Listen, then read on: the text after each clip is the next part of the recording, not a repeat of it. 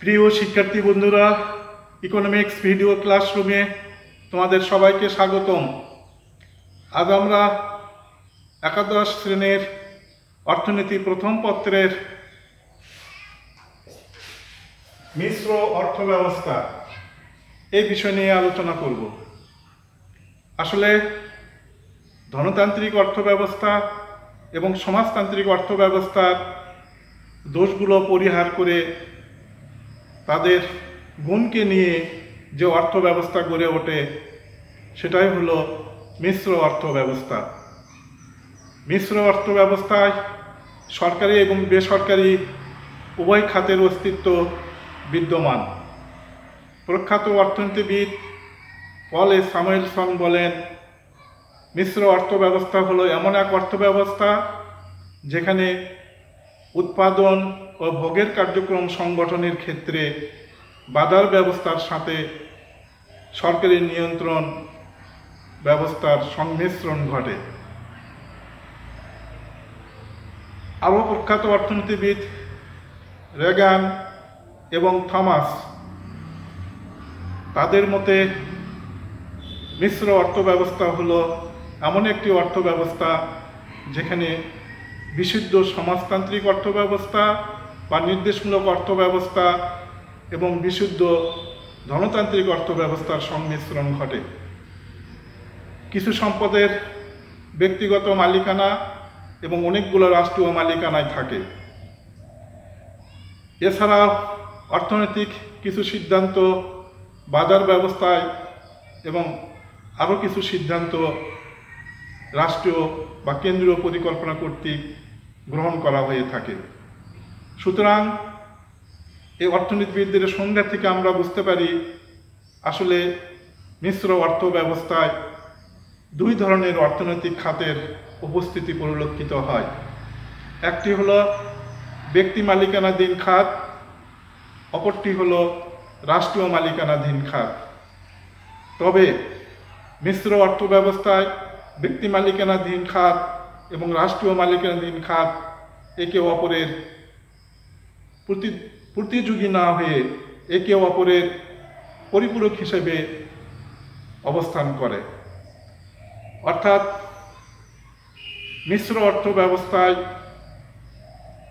ধনতান্ত্রিক অর্থ ব্যবস্থার এবং সমাজতান্ত্রিক অর্থ ব্যবস্থার অপূর্ণতা পরিহার করে তাদের দোষগুলো গ্রহণ করা হয়।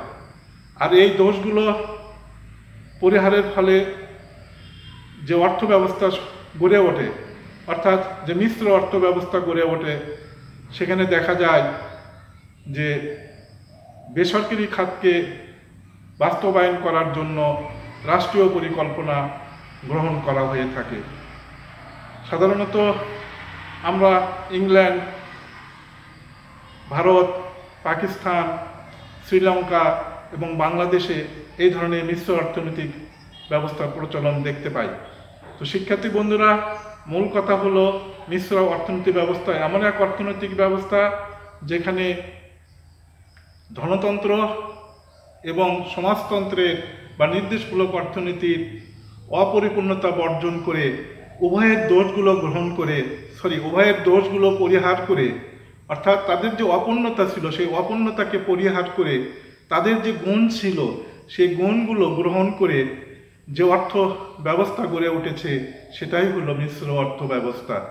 তো শিক্ষার্থী বন্ধুরা, আমরা এখন এই অর্থ ব্যবস্থার মূল কিছু বৈশিষ্ট্য আলোচনা করব।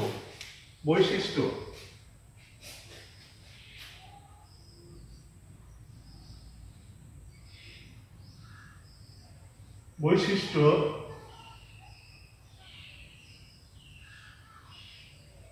প্রথমে যে বৈশিষ্ট্য সেটা হলো ব্যক্তিগত মালিকানা।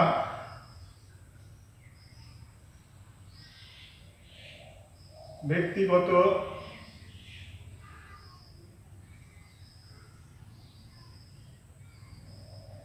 মালিকানা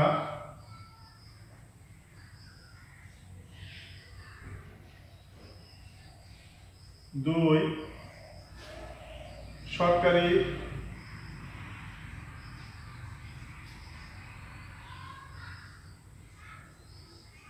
সরকারি বিনিয়োগ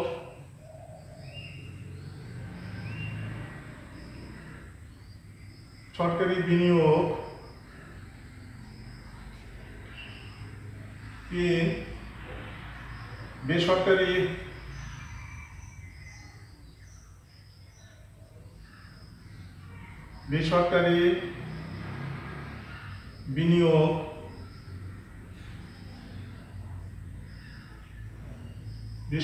বিনিয়োগ চার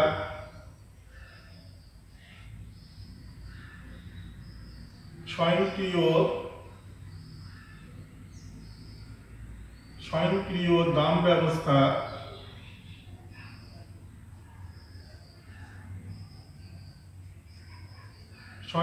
দাম ব্যবস্থা পাঁচ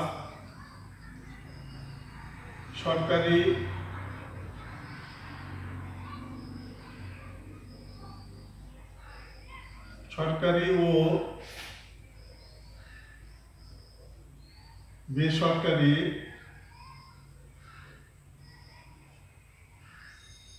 বেসরকারি খাতের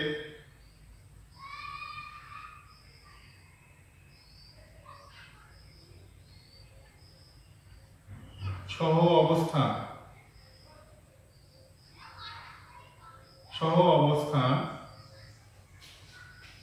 ছয়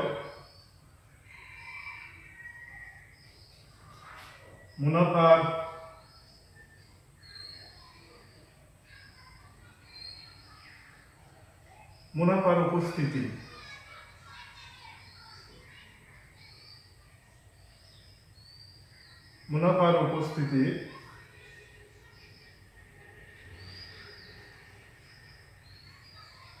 ছয় সাত অর্থনৈতিক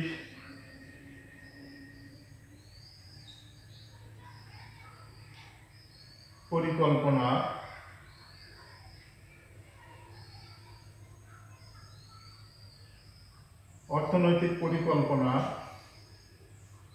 আট অর্থনৈতিক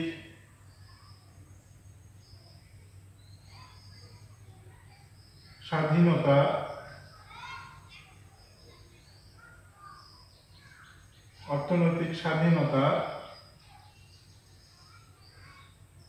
শ্রমিকের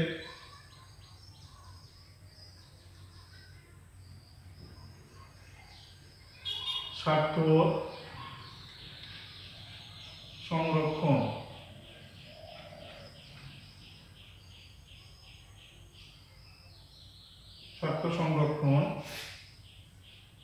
দশ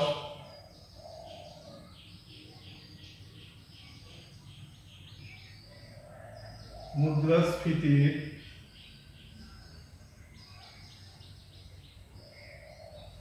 উপস্থিতি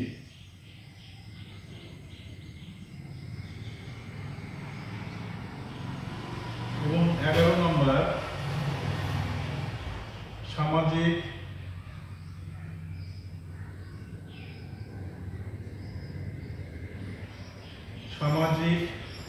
নিরাপত্তা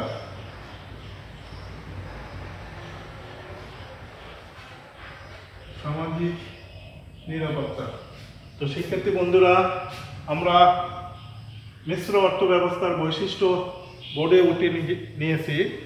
এগুলো খুব সংক্ষিপ্ত আকারে আমরা এখন আলোচনা করব। প্রথমে যেটা সেটা হলো ব্যক্তি মালিকানা। এই অর্থ ব্যবস্থায় সম্পদের ব্যক্তি মালিকানা স্বীকৃত, তবে বিশেষ কিছু ক্ষেত্রে সরকার সম্পদের সর্বোচ্চ সিলিং নির্ধারণ করে দিয়েছেন। যেমন কৃষি জমির ক্ষেত্রে বা শহরে জমির ক্ষেত্রে, এই ক্ষেত্রে একটি নির্দিষ্ট পরিমাণ জমি ব্যক্তি তার ব্যক্তিগত নিয়ন্ত্রণে রাখতে পারবে, তার বেশি নিয়ন্ত্রণে রাখতে পারবে না। তারপরেও মিশ্র অর্থ ব্যবস্থায় সম্পদের ব্যক্তিগত মালিকানা স্বীকৃত। দ্বিতীয়ত সরকারি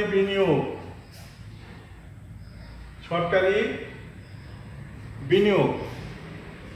এই ধরনের অর্থব্যবস্থায় জাতীয় এবং সামাজিক উন্নয়নের কথা বিবেচনা করে সরকার বিশেষ কিছু ব্যবসা বাণিজ্য বা শিল্প কারখানায় প্রত্যক্ষভাবে বিনিয়োগ করে থাকে এবং প্রত্যক্ষভাবে সেগুলো নিয়ন্ত্রণ করে থাকে। অর্থাৎ সরকার জনগুরুত্বপূর্ণ এবং সামাজিক উন্নয়নের স্বার্থে যে সমস্ত ব্যবসা বাণিজ্য বা শিল্প কারখানা রয়েছে এগুলো প্রত্যক্ষভাবে বিনিয়োগ করে থাকে এবং প্রত্যক্ষভাবে সেগুলো নিয়ন্ত্রণ করে থাকে। এরপরে বেসরকারি বিনিয়োগ। সমাজতান্ত্রিক অর্থব্যবস্থায় ব্যবসা বাণিজ্য বা পেশা নির্বাচনের ক্ষেত্রে ব্যক্তিগত উদ্যোক্তার স্বাধীনতা স্বীকৃত। অর্থাৎ এই অর্থব্যবস্থায় ব্যক্তিগত উদ্যোগে ব্যক্তি উদ্যোক্তাগণ ব্যবসা বাণিজ্য পেশা বা শিল্প ছোটো ছোটো শিল্পে বিনিয়োগের বা উদ্যোগ গ্রহণের পূর্ণ স্বাধীনতা তাদের রয়েছে।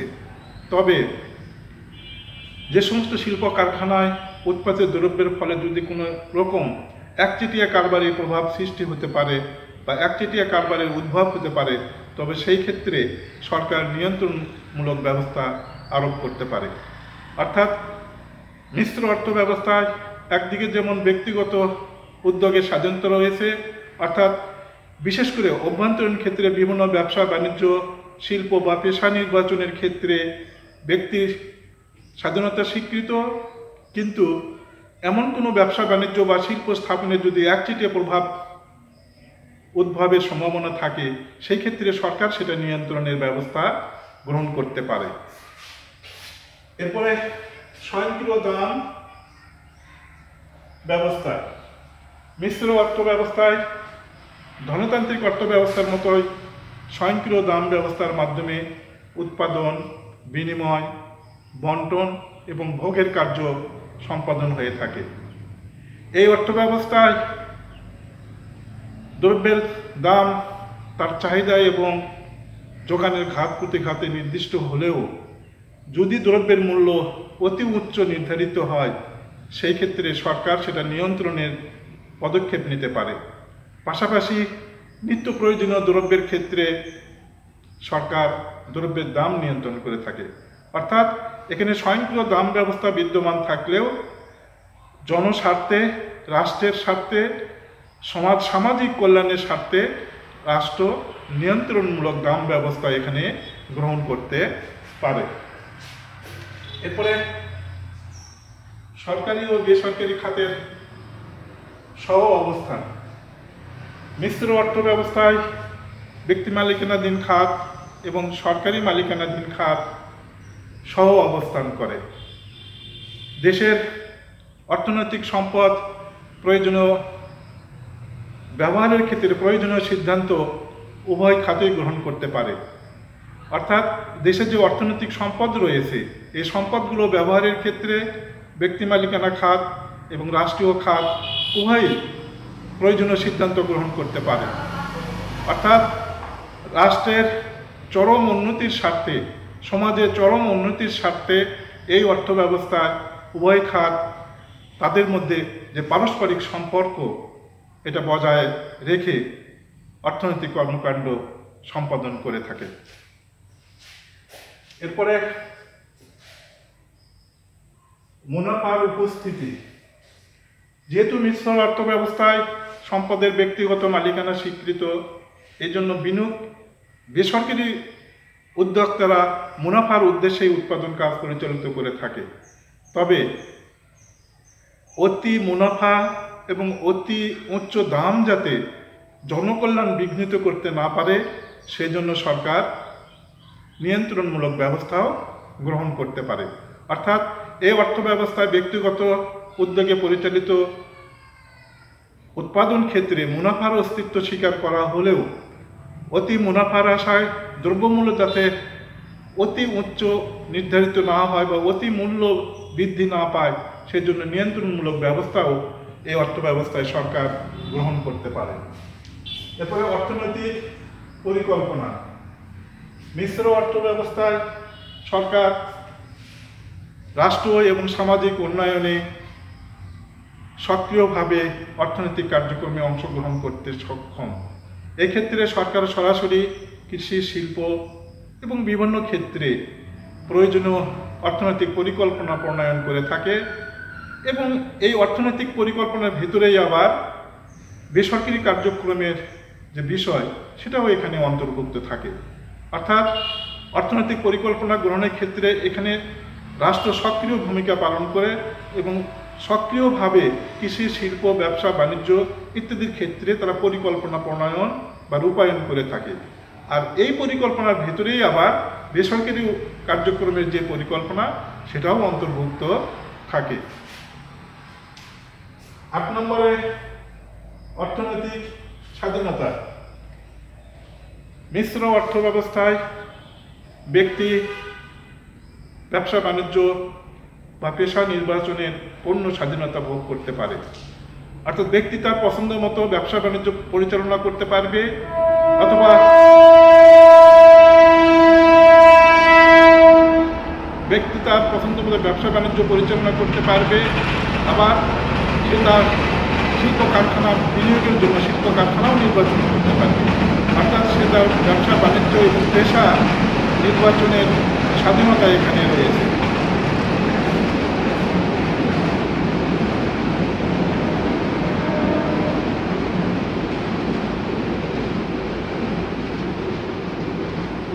অর্থনৈতিক স্বাধীনতা অর্থাৎ এই মিশ্র অর্থ ব্যবস্থায় ব্যক্তি তার ব্যবসা বাণিজ্য এবং পেশা নির্বাচনের পূর্ণ স্বাধীনতা ভোগ করতে পারে। অর্থাৎ ব্যক্তি তার নিজস্ব উদ্যোগে বিভিন্ন ব্যবসা বাণিজ্য এবং শিল্প প্রতিষ্ঠানের ক্ষেত্রে প্রয়োজনীয় পদক্ষেপ গ্রহণ করতে পারবে। তবে এই ক্ষেত্রে জনকল্যাণহীন বা জনকল্যাণ বিরোধী কোনো বিনিয়োগ, ব্যবসা বাণিজ্য নিয়ন্ত্রণের জন্য সরকারি পদক্ষেপও এখানে গৃহীত হয়ে থাকে।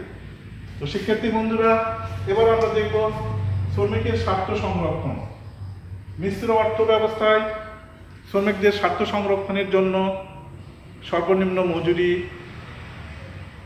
শ্রমিক মালিকের অসন্তোষ বা বিরোধ নিষ্পত্তির ব্যবস্থা, শ্রমিকদের প্রশিক্ষণের ব্যবস্থা, মজুরি আইন, শ্রমিক সংঘ এগুলো প্রতিষ্ঠার অধিকার দিয়ে শ্রমিকদের স্বার্থ সংরক্ষণের প্রয়োজনীয় ব্যবস্থা এই মিশ্র অর্থ ব্যবস্থায় গ্রহণ করা হয়ে থাকে।